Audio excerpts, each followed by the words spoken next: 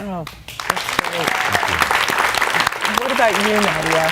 What's your part in this? How do you guys work together, and what is it like working with your husband? Oh, wow. Well, you know, I think really I am a creative partner as well as a supportive partner. You know, I also kind of hold down the structure of Elevate as well as at home, you know, with the kids.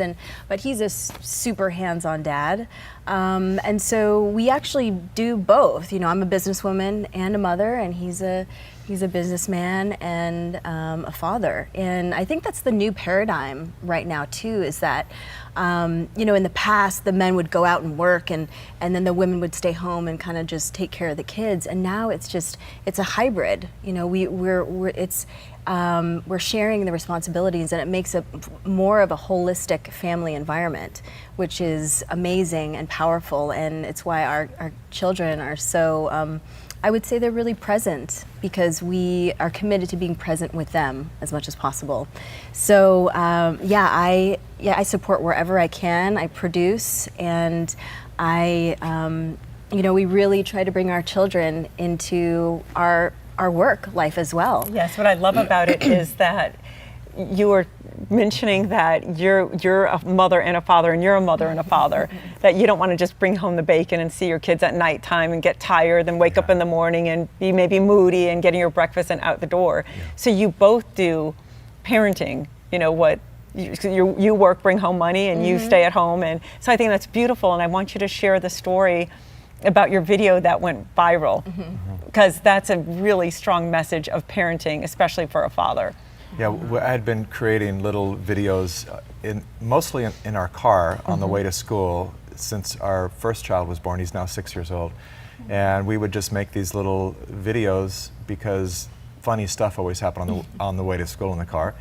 And one day we put a video out. It stemmed from my son. He got 2 identical presents on his 4th birthday, wanted to go return one and get something else. And when we went to our local toy store, he picked a mermaid Barbie doll. And I said, okay, cool.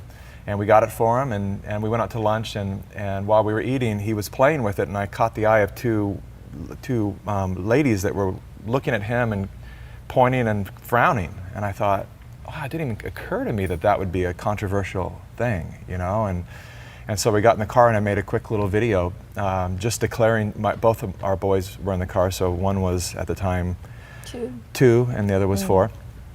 And I just declared that I love them no matter what, and I want them to choose their life, and that life can be difficult and judgmental, and whatever they grow up to choose, that I'm going to love them no matter what that is. And I put that, thank you. Not thinking anything of it, and we got home a couple hours later, and I opened up my Facebook feed, and it had 300,000 views, and I was like, what? That's got to be a glitch. There's no way, but it had like 400 comments, and I thought, what is going on here?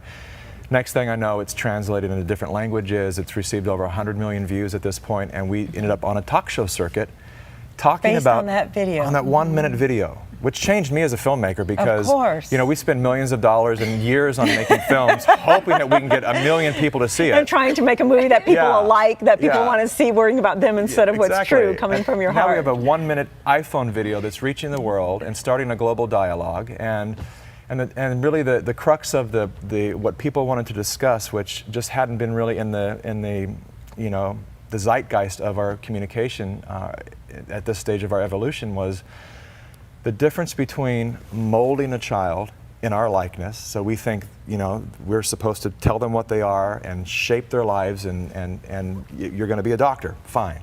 And this is how you think. And this is how so many kids are raised. Instead of nurturing a child to bloom into whatever they're supposed to bloom into, and supporting them to give them all the tools and the love and the emotional support and all of that for them to choose their path to be what they came here to be, which may have nothing to do with what I think they should be, or what Mom thinks they should be. And so that was really the dialogue that was activated from that video, which was a really honor to be part of. Yes, think of all the therapy you're saving them later in life. Well, we hope so.